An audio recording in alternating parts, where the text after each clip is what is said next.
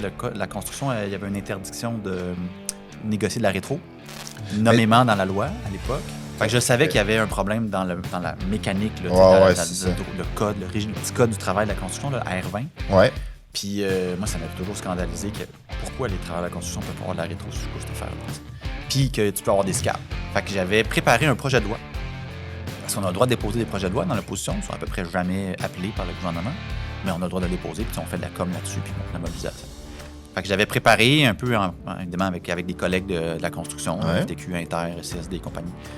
Puis j'avais déposé, puis comment j'ai appelé ça? Je pense que j'avais appelé le projet de loi pour rétablir un rapport de force dans la construction, tu sais, parce que je plaidais qu'il était déséquilibré, bien sûr.